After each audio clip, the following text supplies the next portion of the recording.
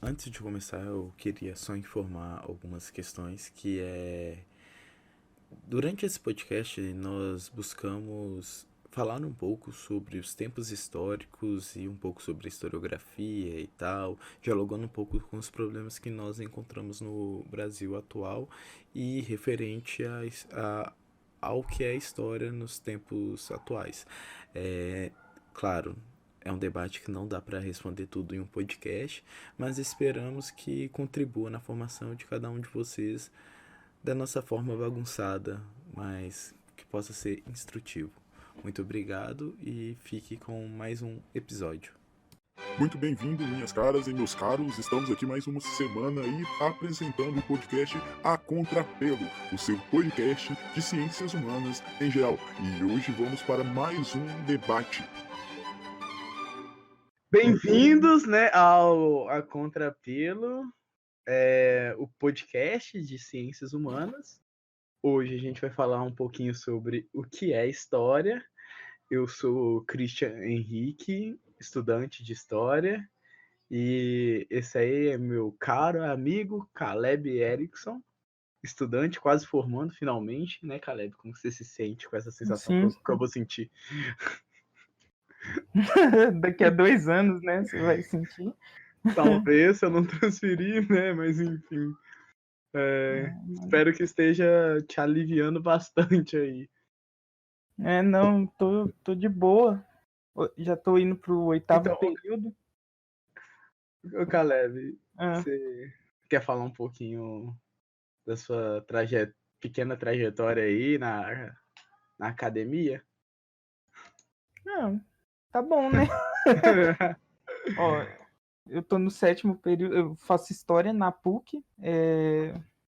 Não sei, não tem trajetória nenhuma, não tem como eu chegar e falar, nossa, eu fiz mestrado em tal. Só estudei na PUC mesmo. Antes disso, Não, mas eu você fiz ensino médio na Escola Maria Coutinho, lá em Contagem. Salve pra galera de Contagem. Mas Aí, você participa de grupo de estudo, tem isso, né? você já fez aula lá na Na filosofia, filosofia, né? Sim, inclusive, é um grande fãzinho do Wittgenstein, gosto muito. Inclusive é o nome que tá aqui no Discord, o Wittgenstein, que é um filósofo da linguagem que eu gosto muito. Fiz filosofia da linguagem lá no departamento de filosofia da PUC. Fiz iniciação científica sobre o Bolsonaro. Minha iniciação científica ganhou menção honrosa, olha aí. Importante. O que mais? Há 2 anos, mais ou menos, eu ajudei a fundar o grupo de estudos transdisciplinares. A gente já estudou bastante coisa no grupo, né? Sempre com uma questão mais horizontalizada. A gente estudou Weber, estudou Marx, que é principalmente esses clássicos, né? Durkheim, Stuart Mill, e é o tipo de coisa que a gente não lê na universidade, a não ser que se for ler por conta própria, né? Dificilmente algum professor passa por isso, porque, principalmente na história, né? Esses teóricos, assim, que eram mais polímatas do século XIX, eles não são tão lidos atualmente, né? Você passa mais por uma questão de, principalmente em historiografia, você lê alguém escrevendo sobre eles, mas você não vai exatamente no texto. Então acaba que fica uma interpretação de alguém sobre a interpretação sobre o texto, e não o texto em si, né? E o texto em si ele já é uma interpretação do real, é uma teoria, né?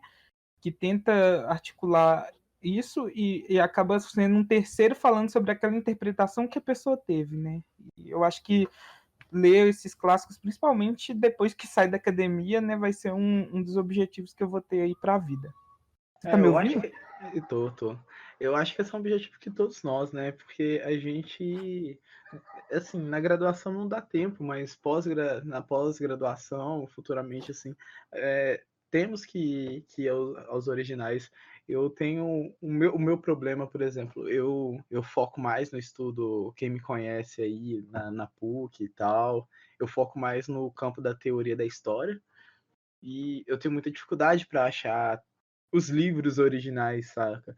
Por exemplo, ou então, tipo assim, obras traduzidas. O Combates pela História é um livro que eu tô um tempão tentando achar, só consigo achar ele, tipo assim, em sebo e custando uma fortuna, né? Que para estudante de ciências humanas, qualquer coisa acima de R$ 40 é uma fortuna, mas um livro usado tá 150 mangos, é puxado, sabe? É Uhum. puxado. Não dá. Eu vou olhar isso. Mas por enquanto, como eu estou ainda fazendo estudos mais genéricos e não tão especializados, apesar que eu dei uma aprofundada nos análises, não tá me fazendo tanta falta, mas é porque eu gosto de ter o livro para eu reconsultar, porque eu faço marcações importantes para revisitar, sabe? Que é Uhum. o que eu vou fazer muito aqui, inclusive.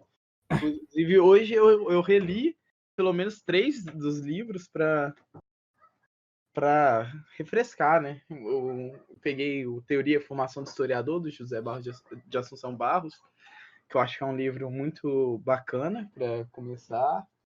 Uhum. Peguei o Entre a Filosofia e a Ciência, a Escola dos Análises, tanto do Peter Burke quanto do José Carlos Seis, e as escolas históricas Guy do... Burdi. Isso. Então, vamos começar falando, então, dessa incrível polêmica que a gente tem sobre o que é história. Você quer começar ou... É só falar também, né, do que na verdade, disciplina, o que é história, né? Porque historicamente você tem várias concepções do que é história, né? Principalmente a partir da consolidação da disciplina histórica no século XIX, né? E é um assunto que no meu caso, eu tive contato principalmente a partir da disciplina de teoria da história, né? Que na PUC ela é dada no segundo período pela professora Carla Ferretti, né?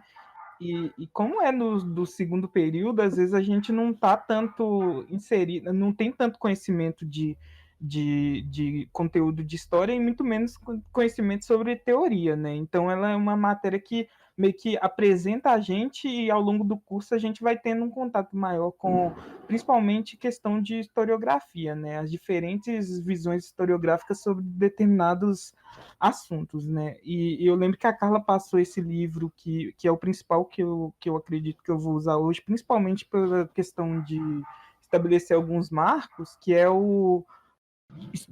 Peraí, deixa eu pegar aqui. História, Análise do Passado e Projeto Social, do historiador José Fontana, né? Espanhol, que é um livro muito bom e que como você é mais, vamos dizer assim, está mais em contato com esse assunto, eu tentei pegar um livro que talvez apresentasse uma visão um pouco diferente do que você costuma ler, né? Porque o José Fontana, ele é um autor marxista e, inclusive, eu estava comentando com o nosso amigo Vitor hoje mais cedo que, na época que a Carla passou esse livro, eu não tinha noção do tanto que esse livro é bom.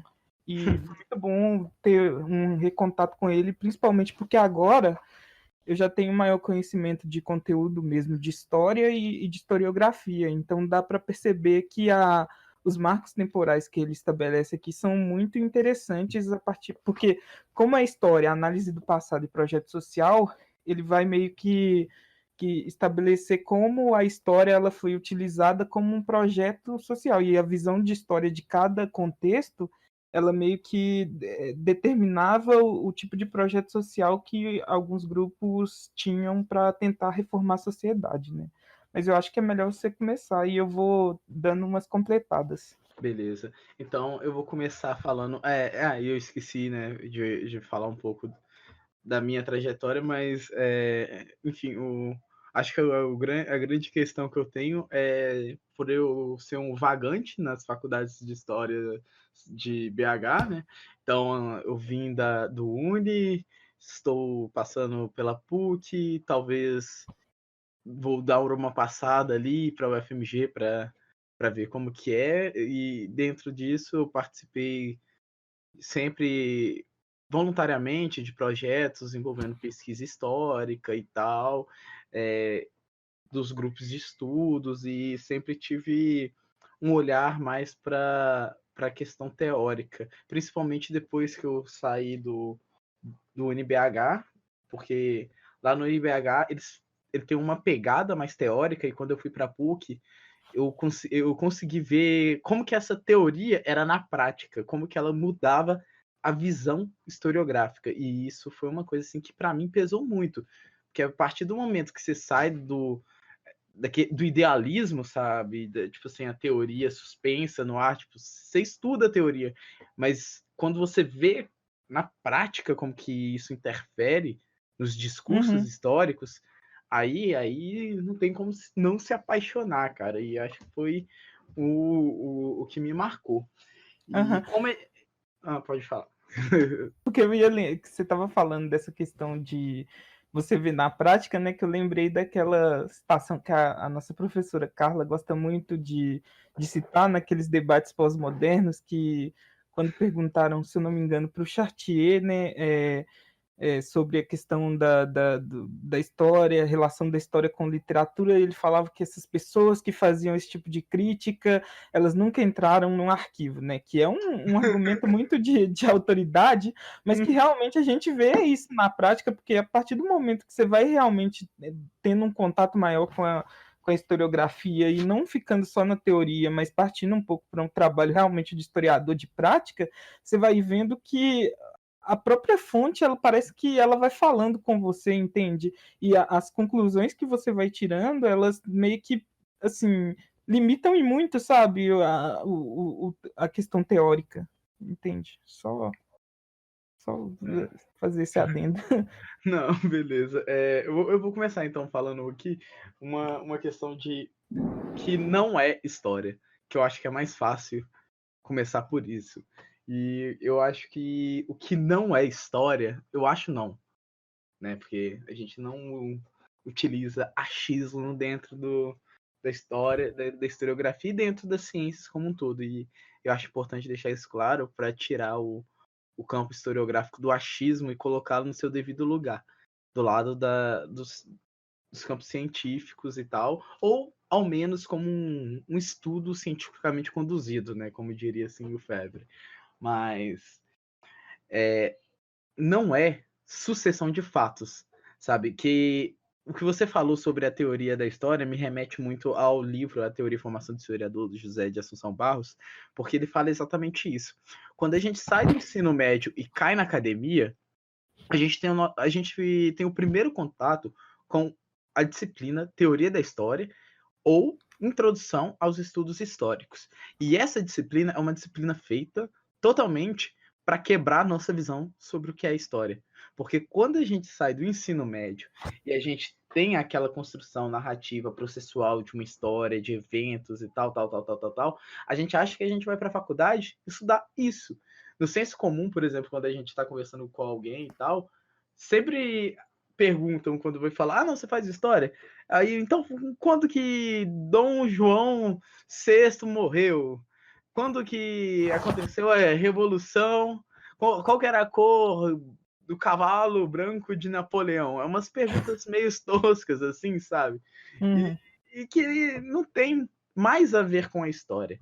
Já pode ser que um dia houve uma história mais nesse estilo de eventos, de uma história mais factual, assim e tal, mas eu creio que hoje não é o segmento que a história está vivenciando atualmente. E isso é legal porque é aquilo. A gente aprende dentro da história, nesse primeiro período, que não existe história, mas histórias dentro dessa pluralidade, porque a gente vai percebendo que não existe uma história da Revolução Francesa. Existem as histórias sobre a Revolução Francesa, existem histórias sobre os movimentos políticos, sobre práticas culturais, sobre revoluções e tal. E isso é magnífico, porque isso possibilita ao debate, acrescenta diversas coisas, sabe? Tipo assim, sai daquele processo que a gente vive dentro do ensino médio, acreditando que a história ela é simplesmente passado, sabe? Como se a história não fosse mais nada além dos eventos do passado. Porque isso cria, tipo assim, achar que a história é só eventos do passado, cria, sabe, uma naturalização do presente, eu diria. E também abre espaço para uns discursos idiotas como escola sem partido, sabe? Que é tipo assim, não, se o papel do historiador é narrar os fatos. Se o papel do historiador é narrar os fatos, qualquer significado que ele coloque nesses fatos é ideologia. Logo, o historiador é doutrinador, bane a história do currículo. Que é basicamente isso que a gente está vivendo. A galera acha que o papel do historiador o historiador atualmente para instituições, principalmente aqui no Brasil, ele tem dois papéis: ou narrar o fato ou defender o Estado. Se ele não defende o Estado, e o Estado que eu quero dizer é o Estado, assim, defender o poder, sabe? Bem século XIX, daquela história que legitima o Estado. Então, é aquilo. Ou você faz isso, ou você narra os fatos. Qualquer outra coisa que não seja isso. Se você ensinar o garoto ali a ler o mundo, ajudá-lo a ler o mundo, não, isso aí é ideologia. Isso aí é... Que, você está usando Paulo Freire aqui? Paulo Freire é comunista. Cópia do Capital. O cara disse isso para a Tainara, que é estudante de letras, que faz estágio, aí um professor diz para ela assim, não, porque Paulo Freire copia o Capital. A gente vê como que tá a qualidade dos professores, né? Sabe, isso aí que você falou é muito importante. Eu me lembrou de uma coisa que essa semana passada, o nosso presidente, né, o Bolsonaro, ele nomeou para a Biblioteca Nacional um sujeito chamado Rafael Nogueira.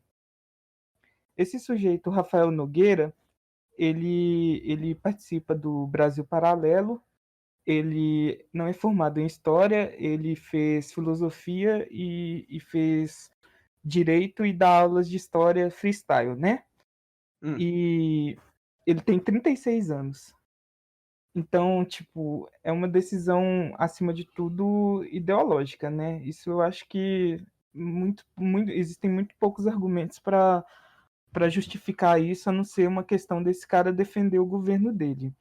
O ponto que eu quero trazer para a discussão é que tem um vídeo desse sujeito que ele é um seguidor do Olavo de Carvalho, né? E nesse vídeo ele fala que o Olavo ele respeita muito mais a questão da literatura do que a questão da história. E ele faz isso seguindo a linha política a filosofia política do Aristóteles, porque segundo Aristóteles, a literatura ela te permite muito mais você engrandecer certos sujeitos e demonizar outros. Então a literatura ela seria muito mais capaz de formar o imaginário de uma nação do que a própria história. E isso eu fiquei pensando muito, porque realmente o que a gente observa nos últimos anos, acho que não é nem um processo brasileiro, é um processo realmente mundial e é um processo teleguiado. E aqui eu já estou usando exatamente o José Fontana, de tentar fazer uma análise da sociedade e do projeto social que atualmente. Por quê? Porque é exatamente o que eu acho que é a história, entende? Eu acho que a história, antes de dizer o que ela é, eu vou tentar dizer para que ela serve. Entende? Porque, acima de tudo, um objetivo que eu acho que é ontológico na história e que foi em todos os tempos é desnaturalizar o que a gente acha que é natural. Entende? Então, uma pessoa que tem um conhecimento muito grande de história, ela não consegue olhar para determinados, por exemplo, determinados assuntos e achar aquilo natural. Eu gosto muito de futebol, mas eu não consigo ser fanático com futebol do jeito que um cidadão comum médio é. Por quê? Porque eu consigo enxergar que no futebol tem muita coisa ali por trás e que entende? Você desenvolve um certo senso crítico. E esse senso crítico, ele está muito aliado a um conhecimento histórico, porque o conhecimento histórico, por mais que você deixe, e eu não quero entrar na discussão de verdade, mas ele está pautado na realidade. Então você não pode inventar eventos para justificar o que você acha, entende? Então, esse sujeito, o que a gente está observando no Brasil é exatamente o fim desse processo, que é o quê? Você tirar da história toda a importância que ela tem, entende? Por quê? Porque o historiador, ele trabalha, acima de tudo, com fatos, mas ele não um fato no sentido de um fato, vamos dizer, o próprio evento. O evento eu acho que também é importante, sabe? Eu não deixo de lado a questão do evento. Sim. Mas, assim, a importância da história está exatamente ela trabalhar com a realidade e desnaturalizar o que a gente acha que é natural. E ao longo do tempo, e esse foi o grande projeto social da história, que nos últimos anos a gente vem perdendo cada dia mais. Entendi. Eu acho que tudo que a gente está vivendo hoje não é jargão falar que é falta de conhecimento histórico, entende? É exatamente esse o grande problema, porque quando a gente fala que é falta de conhecimento histórico, parece algo meio genérico. Ah, se um povo conhece de história, ele não vota no Bolsonaro e tal, como se fosse um jargão político. Mas é exatamente esse o processo que a gente vive, entende? Falta de conhecimento básico de história e uma tentativa de trocar a história, a realidade da história, por aquilo que não é uma verdade, entende? Como se fosse um conto literário. Mas eu tenho alguns pontos para fazer, porque, por exemplo, primeiro, você falou da história antológico dela ser essa leitura da realidade, a desnaturalização do real. Né? Eu acho que é a desnaturalização daquilo que a gente acha que é natural, entende? Exato. Quem Só tem que, um conhecimento histórico, ele não consegue enxergar para aquilo que é socialmente construído e achar e dar o mesmo tanto de importância que uma pessoa que não tem. Por exemplo, o Natal. Entende? Uma pessoa que descobre que o Natal ele foi construído a partir de uma lógica comercial e tal, ele pode até continuar vivendo, fazendo compra, comprando presente para o filho e tal, mas não vai ser com um afinco tão grande igual aquela pessoa que sempre viveu aquilo e nunca descobriu que aquilo ali foi algo construído, entende? Mas aí que fica o meu ponto. Porque, tipo assim, a gente tá falando sobre essa teoria, sobre o que é história, né? E isso envolve a teoria, porque que você disse essa questão do ontológico. O ontológico relacionado ao ser, né? A história é em si isso. Só que por muitas vezes a história não foi isso, ela foi ao contrário disso. Por muitas vezes a história ela serviu como naturalização de alguns processos.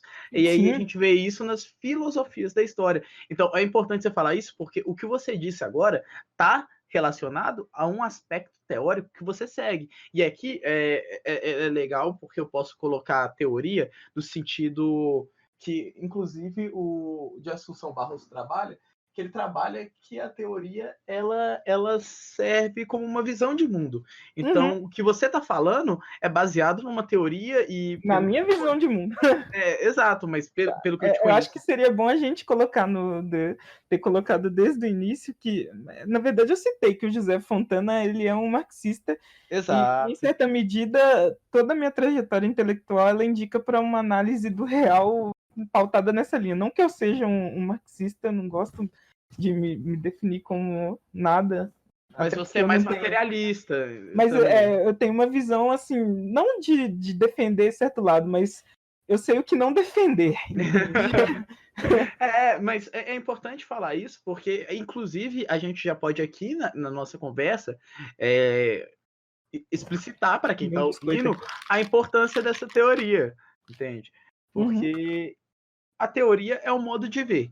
E esse modo de ver, ele não é a mesma coisa do que a metodologia, mas ele vai influenciar na metodologia que você vai utilizar. Então, se você tem uma perspectiva materialista, a sua metodologia vai ser voltada para isso. Então, a análise que você fez agora é dentro disso. E é claro, existem teorias que vão dizer o contrário, mas isso não anula a sua. E é importante falar isso porque a gente tem dentro da história diversas teorias, mas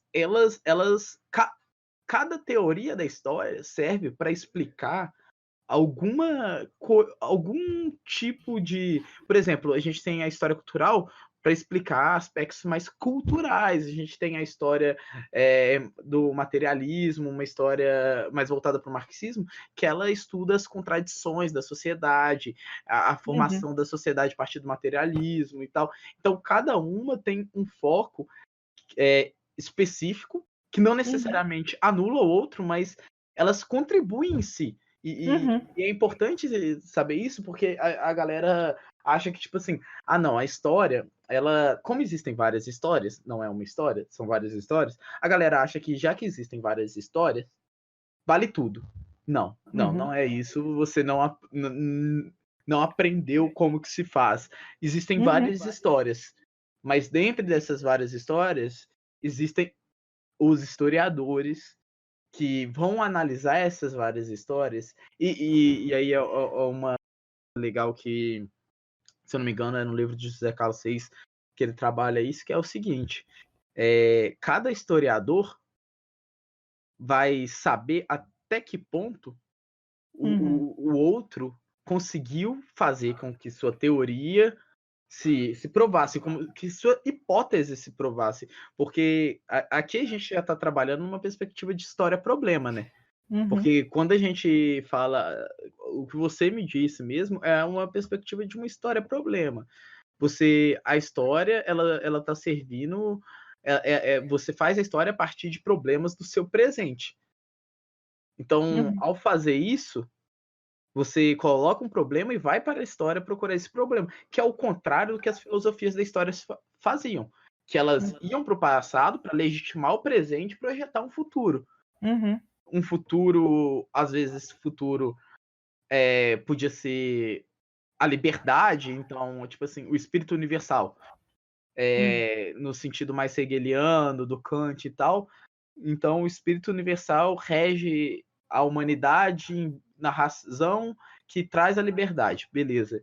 E o espírito positivo, então, tipo assim, de uma sociedade, né, iluminista, da burguesia, que tem um projeto que se concretiza no Estado, e aí nega toda a violência passada. Então, a partir desse momento, não pode mais haver nenhuma violência, porque chegamos nesse momento histórico, e nesse momento histórico nós continuamos numa evolução constante. E o que você falou é já as novas correntes históricas, as novas teorias, que invertem esse processo, que fala assim, olha, a gente não tem nada a priori que nos guia como a razão e tal, a gente não tem nada, a natureza faz com que sejamos assim, não. A história, ela vem para virar e falar assim, olha, esse processo não é natural, esse processo aqui também não, esse aqui também não, essas construções históricas, e aí, através disso, até que ponto o passado interfere no presente e projeta um futuro aí, mais ou menos naquela pegada do Kozelek, né? Tipo, o Kozelek, ele trabalha o campo de experiência, o horizonte de expectativa. Né? Até a análise que eu fiz, ela está muito baseada exatamente no que eu acho que seja a história atualmente, qual é o grande objetivo da história, né? Então, eu acho que a gente poderia falar começar a periodizar qual foi a visão de história que se tinha anteriormente. E o livro do José Fontana é muito bom, porque ele divide exatamente em sequência linear a interpretação que ele tem dessas diversas, vamos dizer assim, histórias que foram feitas, né? E pelo fato dele ser um marxista, ele sempre alia essa visão de história a um projeto social. Tipo, a gente tem que lembrar que anteriormente ao século XIX, essa história ela não necessariamente ela era feita por historiadores. Geralmente ela era feita por... Eu nem sei se eu posso dizer filósofos, porque, na verdade, essas pessoas antes do Estado Nacional, antes da consolidação dessas universidades mais modernas, onde você tem uma divisão mais certinha de áreas, elas, na verdade, eram polímatas, né? Assim, pessoas que sabiam de diversas áreas. Não tem como você falar que Aristóteles era só um filósofo ou que Pitágoras era só um matemático, porque na verdade eles estavam fazendo interpretações sobre o mundo, tentando descobrir de onde a gente veio, para onde a gente vai, né?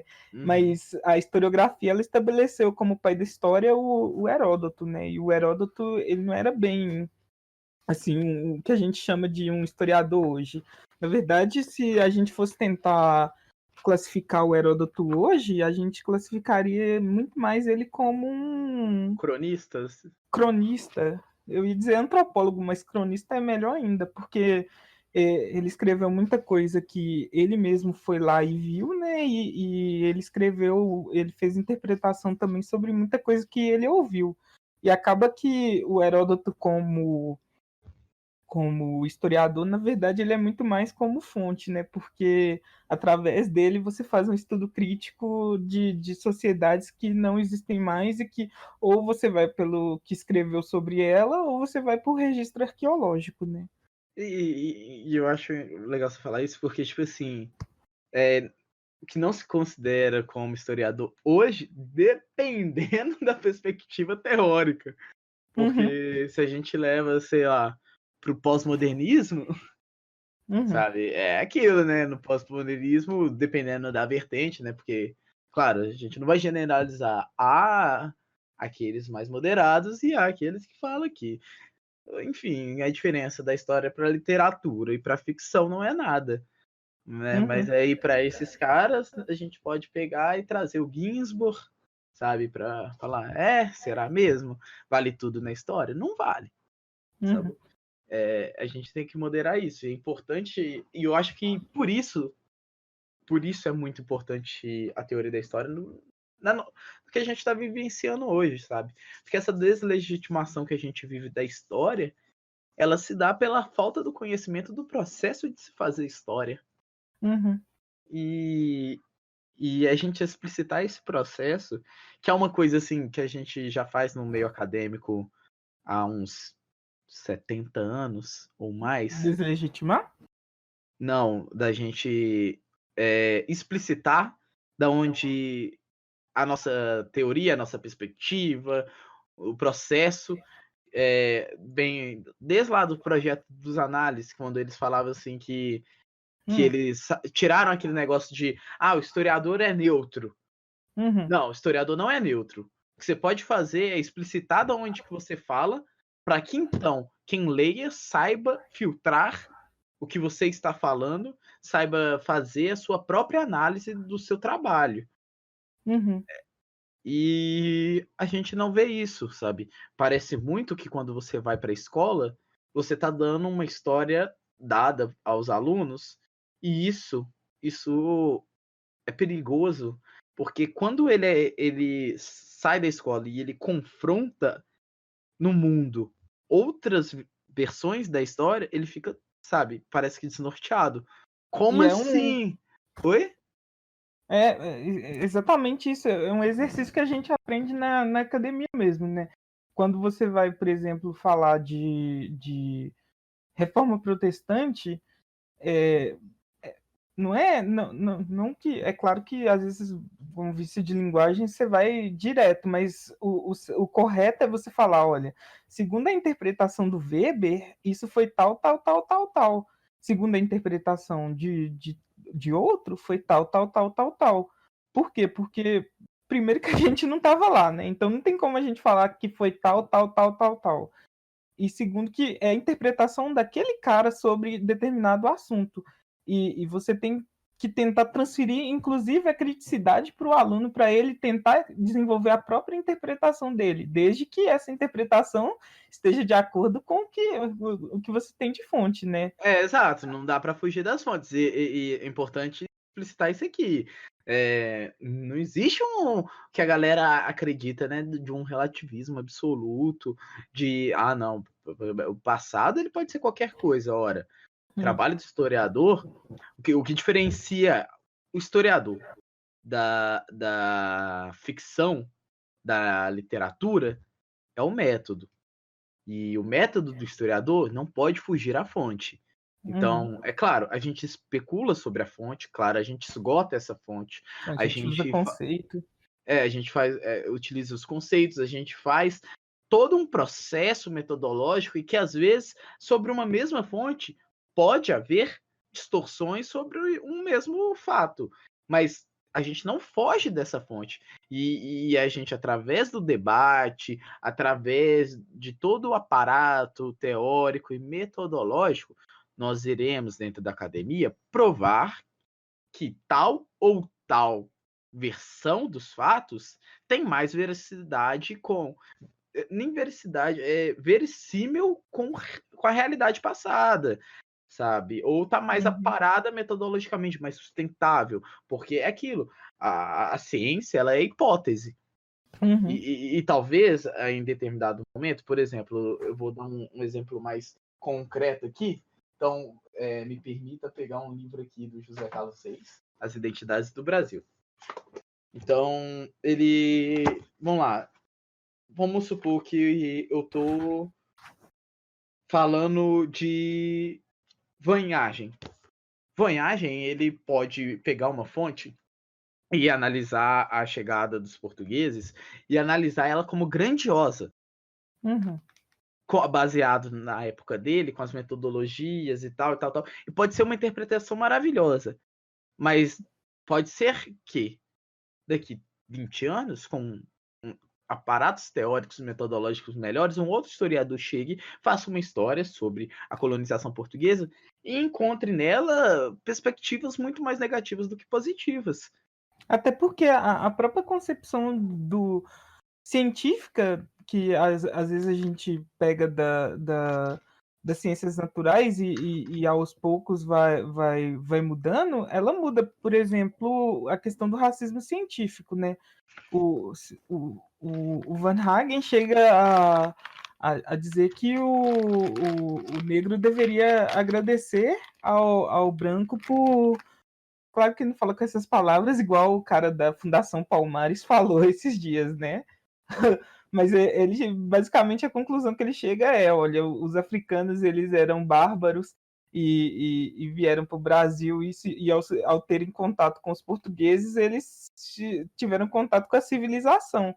E, tipo, não é que ele estava tirando isso do nada, sendo preconceituoso, é que a visão científica da época, ela apontava para isso, e essa visão científica, ela não muda do dia para a noite, e tipo, não é algo assim, mesmo pode ser que existiam vozes discordantes, mas a própria visão que a pessoa tem de determinado assunto, ela influencia muito sobre o objeto que ele está estudando, entende? Tipo, na Idade Média, como que você poderia conceber uma história materialista sobre a luta de classes na Idade Média? Isso era impossível. Por quê? Porque era impossível uma pessoa conceber uma humanidade sem Deus, por exemplo. Exato. Assim, pelo imaginário da época. Deus estava presente. Então, tipo, se algo acontecia, a interpretação que eles iam dar sobre aquilo, ela não poderia fugir da visão que eles tinham de humanidade. Do mesmo jeito e aí que entra de novo a questão da naturalização. Se a gente tem uma concepção de ser humano hoje, por exemplo, que ela é individualista, se essas pessoas forem fazer história sem terem devido conhecimento crítico, entende? O anacronismo, meu filho, é gigantesco. Pega, por exemplo, aqueles textos lá do Mises.org, que fala que o Império Romano caiu porque cobrava muito imposto. É tipo, mano, tá tirando, né? Entende? Porque isso não é um erro, assim, eu procuro não achar que seja um erro proposital, entende? Tipo, humano, às vezes a gente também não caratismo, chamar eles de burro, né, velho? Tipo, sabe? Porque você acaba chamando eles de burro e como se fosse algo, como se eles não soubessem, não tivessem fazendo isso de má fé, entende? Chamar eles de burro é como Isso se eles estivessem eu realmente. diria. Mas, no fundo, eles Disputa, realmente disputa. acham isso, entende, velho? Porque eles acham que a humanidade ela sempre funcionou de determinada forma. Minha avó deve estar achando que eu tô doida aqui porque eu tô falando muito alto. Mas assim, tipo, você tem a concepção de humano e você acha que essa concepção de humano ela sempre foi de determinada forma, como na verdade era muito diferente, entende? E esse exercício crítico é algo que nasce exatamente a partir do século XX, porque antes disso você não consegue enxergar. Por exemplo, na Idade Média, um grande debate que se tinha, tipo, a história nasce, assim, segundo a historiografia, principalmente com o Heródoto, né?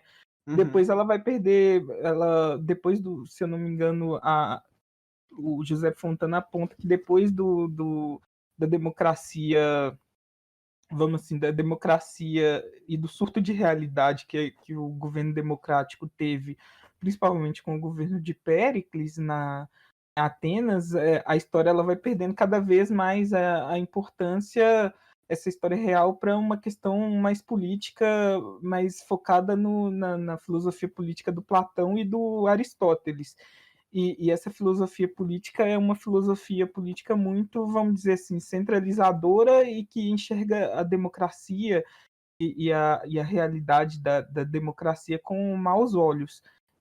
Se a gente lembrar da República, ele fala que o governo perfeito ele é governado por um rei sábio que concentra nele toda a autoridade, blá, blá, blá.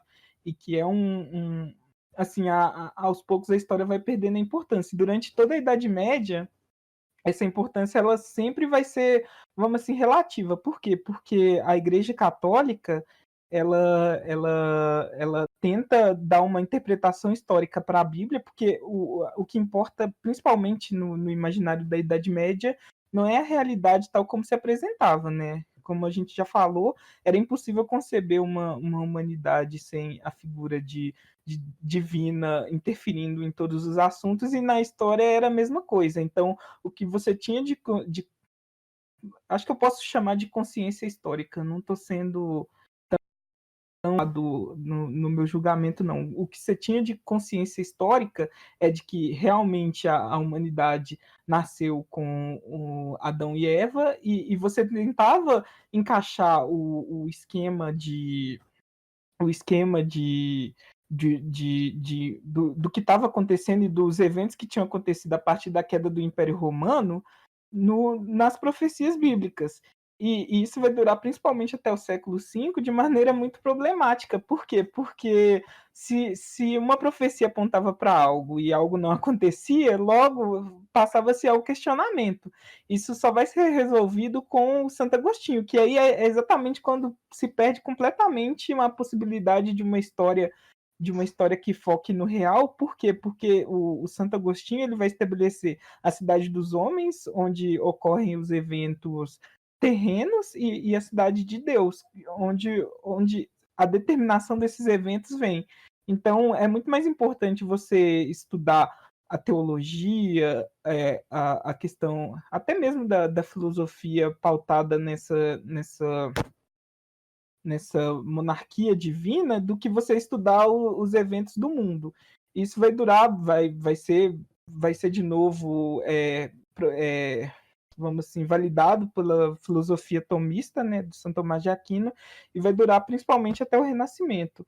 E aí, utilizando esses exemplos, você vê como que a visão que as pessoas têm da humanidade, do real, ela vai influenciar em muito o esquema que ele vai tentar encaixar a história, porque a história nunca é algo que você olha para os documentos e tenta descobrir o que realmente aconteceu, tal como o Rank tentava fazer. Ela é sempre você olhando para a sociedade que você vive, e o modo como que você vive vai influenciar muito no julgamento teórico que você vai ter sobre aquelas fontes. Por quê? Porque você tem uma visão do ser humano, entende? Uma visão de que o ser humano ele vive de determinada forma. O que você tem que deixar de ser é tentar ao máximo, não deixar esse julgamento ou a realidade que você vive interferir no seu julgamento sobre.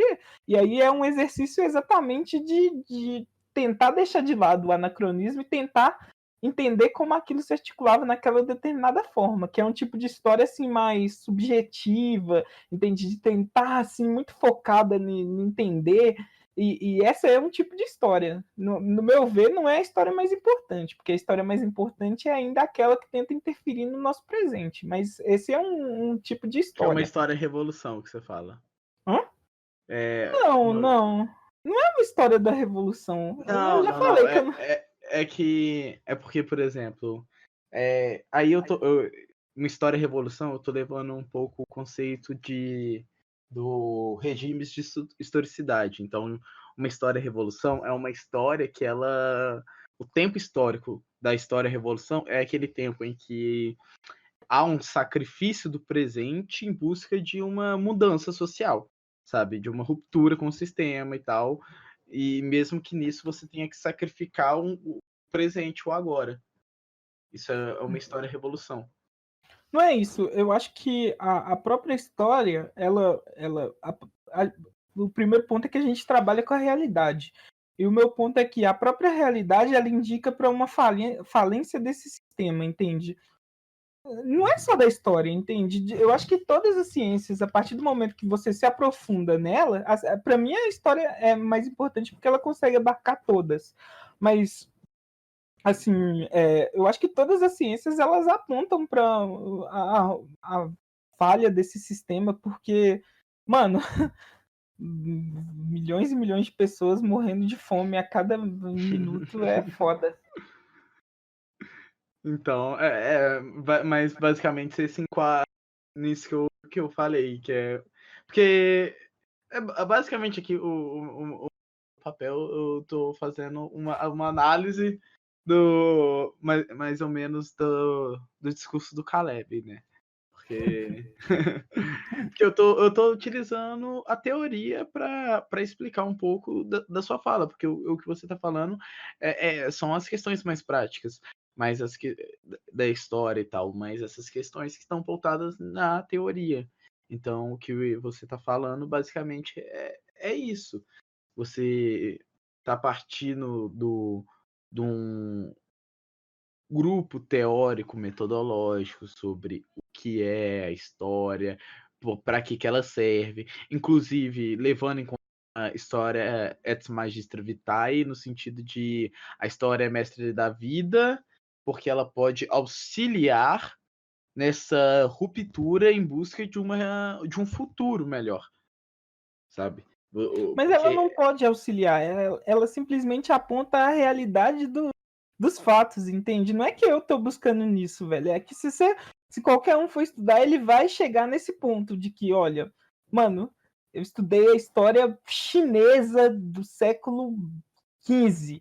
Entende? Se você estudar com criticidade, você vai entender por que o século XV chinês foi daquele jeito, por que o século XVI foi daquele jeito. Tudo que você estudar, você vai apontar para o presente, entende? Olha, chegamos no século XXI, os problemas são esses, são construídos historicamente desse jeito aqui, não dá, entende? E aí é uma outra história. Para onde a gente vai, eu não sei, entende? Se você que do jeito que tá, não dá. não, exato, mas é uma proposição de ruptura com o presente.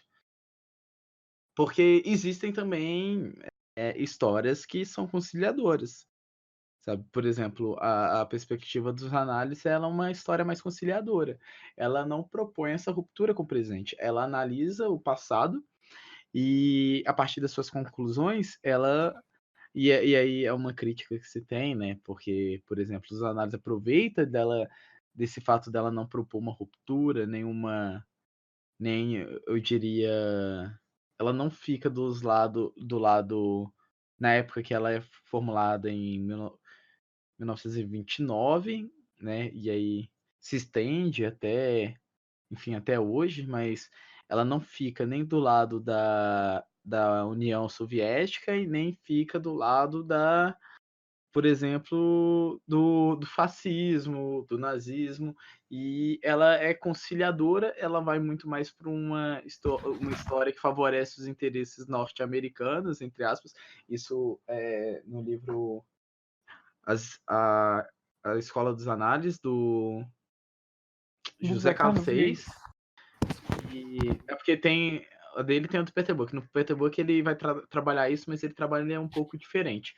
E é a partir disso que os análises conseguem seu poder, né? Porque eles pegam esse vazio, né? Porque, por exemplo, a galera não queria nem defender um regime de historicidade proposto pela União Soviética e tal, mas também não queriam nenhum regime de historicidade que favorecesse o nazismo, aquele projeto de futuro que eles possuíam. E aí que tem os campos propícios para que os análises vencessem a guerra que eles começaram, institucional, porque eles falam, e eu acho muito legal, porque aí a gente coloca o Mark Bloch, que lutou na guerra, e o Febre, que lutou também. O Mark Bloch, inclusive, morreu num campo de extermínio, né? Morreu preso, Zé. Então, fuzilado. Foi fuzilado, né? Foi. Ele era judeu também. Historiador bom, historiador morto. É bem isso que a gente dizia, né? Mas. E também é isso que acontece. O historiador só vira um excelente historiador quando ele morre. Aí a galera fala, putz, né, o cara era bom. Mas, enfim, é isso, porque o que você falou agora é uma história ruptura. E é uma história que o marxismo, ele é um regime de historicidade que pautou o surgimento do marxismo, sabe? De uma história que rompe com o presente. A história que a gente... E inclusive, fica aqui a crítica, porque a galera fala assim que essa é a história da academia, que a história da academia é puramente marxista. Pelo contrário... tem nada de marxismo. Tem nada de marxismo. Você não acha um bom marxista na academia? A maioria é conciliador, porque o sistema é conciliador e você não vive no meio acadêmico sem se submeter a esse sistema. Entretanto, os historiadores, eles, óbvio, você não é um cachorro do sistema. Você pauta críticas, mas a história, em sua maior parte, ela não propõe rompimento. Ela faz uma análise, sabe? E a partir dessa análise, é claro que você tira conclusões que, às vezes, ela mostra que o presente é uma droga, mas não necessariamente ela propõe uma ruptura. A ruptura, ela parte do indivíduo.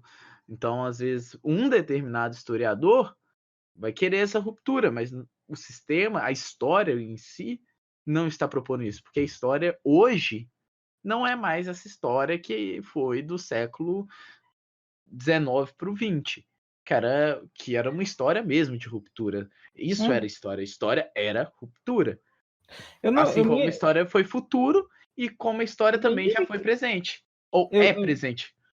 Eu nem diria, porque segundo José Fontana, o período mais conservador da história foi exatamente o período de 1800 e... Peraí, deixa eu colar aqui. Foi o tempo das filosofias da história, correto? 1814 e 1917. Por quê? Porque depois da Idade Média você tem o período do Renascimento, que é um capítulo muito, muito, muito chato, que eu li, assim... E é chato, velho. Tem nada de importante no Renascimento, não. E depois você tem, basicamente, as duas vertentes, assim, que vão abalar cabulosamente o mundo, assim, entende? E que você tinha a história na linha de frente. Por quê? Porque você tem, depois da historiografia do Renascimento, o período do Iluminismo e o período da escola escocesa de economia política, né? Que vão, basicamente, o Iluminismo ele vai desembocar na Revolução Francesa, por mais que o senhor Marcelo Cedro não concorde com isso, porque, segundo Marcelo Cedro, a Revolução Francesa não foi uma revolução burguesa, porque os burgueses não eram uma classe unida. Basicamente, esse é o ponto do senhor. Eu espero que você corte essa parte, porque se chegar no ouvido dele, eu vou fazer a história da arte com ele. Semestre que vem, ele vai. Não vou cortar, não vou cortar. Vai cortar não, sim. Ah, mas não, ele não vai ouvir isso também, não. Tá. Com certeza, se ele começar a ouvir isso aqui, antes de chegar em 5 minutos, ele vai desistir, vai, sei lá, viajar para Paris. Mas nossa, até perdi meu ponto, né? Sim, depois do Renascimento, essas duas vertentes, porque a economia política escocesa, mas que vai desembocar muito, principalmente na Inglaterra, ela vai definir as bases do capitalismo, né?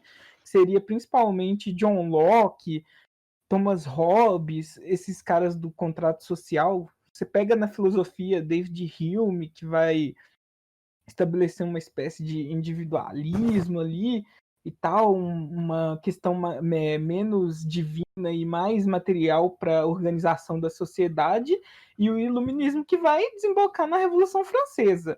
Então, tipo, nessas duas vertentes, a visão que eles tinham de história e a visão que eles tinham de ser humano vão definir basicamente as bases da sociedade que a gente tem atualmente. E se na Revolução Inglesa o capitalismo ele pôde sobreviver e sobreviveu e permitiu a Revolução Industrial e tal, na Revolução Francesa o que a gente teve foi a primeira vez na história da humanidade a ascensão das massas, tentando obter uma espécie de igualdade e querendo realmente direitos. E a partir de 1814, o eco da Revolução Francesa ele vai ser utilizado principalmente na questão da historiografia. Por quê? Porque essa historiografia conservadora que tenta estabelecer os Estados nacionais, tenta estabelecer esses Estados nacionais a partir de uma concepção hierárquica que colocava o Estado-nação acima dos interesses individuais de classe. Então, quando a gente analisa Rank, Michelet, esses sujeitos aí da historiografia do Estado-nação, a gente tem que analisar eles a partir de um ponto de vista que eles estavam tentando justificar a primazia dessa nação em sociabilidades. Nossa, eu tô com esse linguajar sociológico do Marcelo Cedro, meu Deus. Sabe, tentam justificar uma tradição comum, toda essa comunidade imaginada a partir da história. Então, eles vão utilizar da história para tentar criar exatamente esse Estado-nação, né? Uhum. A história, ela serve para... Eu diria que na formação da disciplina histórica, ela serve muito mais como um agente disciplinador, né? E isso a gente... Serviu, né? Não pode falar que ela serve. Eu acho que hoje não, nem para isso mais serve, velho. Eu acho que Não, eu eles explicitei. conseguiram. Por quê? No surgimento Assim, dela como disciplina, que aí lá nos positivistas, né? Nos ditos positivistas, os metodistas ou positivos, como quiserem, né? Chamar. Ditos positivistas, esse aí veio do José Carlos Reis, né? Não, é porque tem a discussão, né? Se eram Tem. positivos, se eram positivistas ou se eram Você- metódicos. Metódicos. E aí cada um vai. Então, existem lá e os Segnobos Segnobol, que vai Langlois. trazer um pouquinho dela como disciplinadora, sabe? A história ela vem como um agente disciplinador que vai mostrar os indivíduos como agirem na sociedade, como se comportarem. É uma história que nega as violências da Revolução Francesa e que, embora queira relembrar delas, é aquela contradição, né? Que é negar, mas como é sua grande vitória, que é rememorar, mas não deixando que isso se concretize, sempre naquele medo, né? Pois ao trazer que essa violência mudou o status da sociedade, as formas de se viver, de se lidar, o povo sabe que um novo processo de violência pode fazer com que isso ocorra. E Uhum. aí a história serve para virar para o cidadão e falar: "Ô meu amigo, faz isso não, porque é o seguinte, já passou, a gente já está num momento mais evoluído, né? A gente já é Uhum. mais civilizado, não Uhum. precisamos de violência, sabe? Uhum. Violência ficou no passado". E Uhum. aí é aí Então, que como é entra. que você vai cometer violência com alguém que é da mesma nação que você? Vocês têm uma origem comum, na verdade, seu inimigo não é o dono da fábrica, o empresário. Na verdade, seu inimigo, meu companheiro inglês, é o francês que vive lá do outro lado da fronteira, entende? Na verdade, é ele que é seu Na inimigo, né? miséria. E isso é importante também da gente separar, porque a gente está tentando meio que encaixar esses historiadores em esquemas, né? Uhum. Assim, tipo, porque, querendo ou não, esses historiadores, eles tinham aspectos em comum, mas todos eles tinham também aspectos individuais. Não necessariamente eles queriam fazer isso, né? Eles estavam muito influenciados pela visão de homem que eles tinham, e tem também a questão do Estado utilizar da história para tentar fazer isso, né? Então, às vezes, se o cara chegasse e escrevesse uma história que não compactuasse, ou essa história Era ela não ia suprimida. ser. Ou ela era excluída exatamente desses ciclos acadêmicos, ou simplesmente o Estado chegava e pegava dessa história simplesmente aquilo que ele quisesse, né? Então, historiadores igual o Rank, que tem uma obra muito grande, Michelet, esses caras muito foda, eles também, assim, são bons historiadores, né? Não é que a gente está falando que, nossa, o Rank não presta, estava servindo ao Estado-nação, não, mas a utilização, e que é da mesma forma como aconteceu no século XX e acontece ainda hoje, né? O sujeito lá o sujeito que foi indicado para a Biblioteca Nacional, ele toda hora ele cita o José Murilo de Carvalho. E o José Murilo de Carvalho, para quem conhece e tal, sabe que ele é um simpatizante da monarquia. Mas ele é um simpatizante da monarquia que entende que a monarquia é a monarquia naquele contexto. Ele não é um monarquista atual, entende? Que defende a família imperial brasileira, Dom não sei o que, não sei o que, não sei o que lá. Entende? E tem essa diferenciação do uso que o Estado às vezes faz, de tipo, olha, tal historiador falou isso, isso e isso.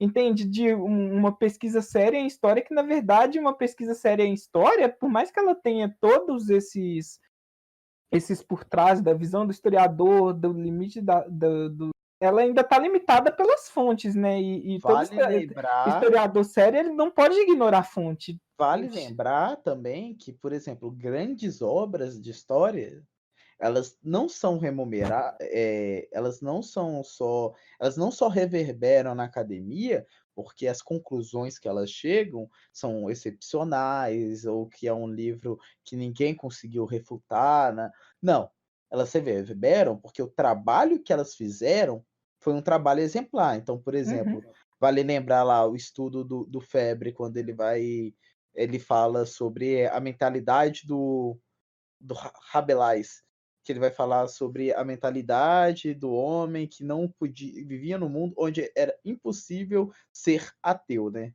dentro uhum. daquela mentalidade. Eh, as conclusões que ele chegou, já foram refutadas. Hoje a gente tem uma ideia que era possível, mas o trabalho teórico, metodológico que o Febre fez, o jeito que ele tratou as fontes recolhidas, o jeito que ele fez a sua obra, faz com que essa obra se tornasse um clássico e que é Uhum, algo importante de ser lido até hoje, porque é um belo trabalho historiográfico, assim como Gilberto Freire, uhum, assim como os Seis Taumaturgos do Mark Bloch, assim como diversas obras que a gente tem de história, que, embora suas conclusões talvez já tenham ficado obsoletas, o seu trabalho Esse trabalho historiográfico é um trabalho exemplar e que precisa ser relido por esses historiadores. Então ficar, né, porque o historiador tal, o fulano de tal disse isso, beleza, ele pode ter dito isso, mas isso é o que a gente tem de mais atual sobre as possibilidades daquela época? Será que isso é mais condizente com a realidade daquela época? E a realidade aí, você que faz história sabe o que eu estou querendo dizer sobre realidade, você que não faz história, eu futuramente a gente pode gravar um podcast sobre isso, mas bem, talvez não seja. O José Murilo de Carvalho ele pode ter feito obras sensacionais, mas pode, às vezes a conclusão que ele chegou pode não ser as melhores, ou às vezes simplesmente foi um filho da mãe que tirou de contexto, que acontece muito, né? Uhum. Que é aquilo, você pega a obra do historiador e coloca qualquer partezinha lá descontextualizada e fala, não, porque o historiador disse isso. E aí afunda mais ainda a nossa profissão, que já não está muito, né? E também tem uma questão de que se essa relação de história com política, a gente também tem que entender que a questão política e a questão de história não é como se fosse Atlético e Cruzeiro, não, porque o Cruzeiro, infelizmente, caiu de divisão. Ele pode Não, cair velho. para a Série C, pode, sei lá, atleticano. Ele sabe que o Cruzeiro é muito maior que o Atlético, mas mesmo assim ele continua defendendo que o Atlético é Cruzeiro. Por quê? Porque o atleticano ele não está atento à realidade dos fatos. Entende? E a pessoa acha que questão política é como se fosse de futebol, em que um lado que está errado, ele vai defender o lado dele. A gente não defende uma questão política porque a gente acha que gosta do outro, ou porque a gente acha que o nosso time é melhor, como se fosse uma questão de futebol. A gente tem que defender a questão política, tanto a questão política quanto a questão historiográfica, porque a gente acha que a nossa questão política ela está atenta à realidade. Acha entende? não, né? Acha, porque pode existir alguém que esteja na outra vertente. Eu não. Sei lá, mas assim, a pessoa pode tentar, pode ser honesta intelectual, entende? Eu ainda não tirei da mente que existe pessoas do outro espectro político que sejam honestas intelectualmente, entende? Ou então que sejam simplesmente ignorantes. Não, eu acredito nisso, mas o que eu tô falando é que, tipo assim, a gente... O que eu tô falando é que a gente trabalha não no pode... achismo. A gente não pode... Não, eu não tô falando de achismo, assim, achismo porque eu não tô utilizando nenhuma pesquisa para saber quem é ignorante, quem é deficiente intelectual ou quem é desonesto intelectual, né? Não tô me baseando nisso. Eu só tô falando que eu, por exemplo, e aí é uma questão puramente minha, eu quando entrei no curso, eu realmente defendi uma visão liberal da sociedade. Entende? Então eu me definia como um social-democrata, depois passei a defender a monarquia, e atualmente, eu não sei, eu digo atualmente que eu sei o que eu não devo defender, mas eu não sei o que eu tenho que defender.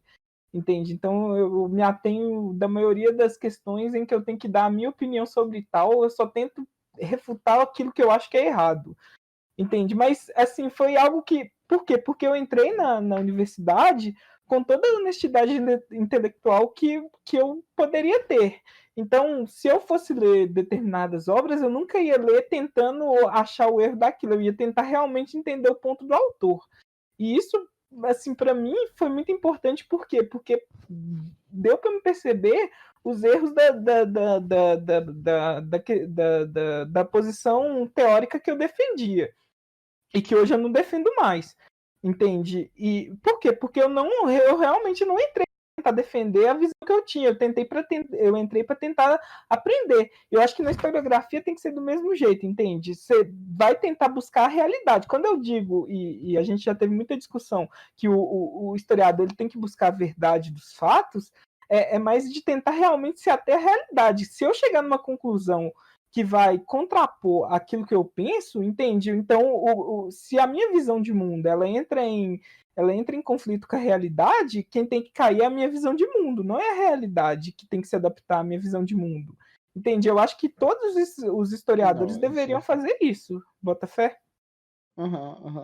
Mas de certa forma fazem, cara.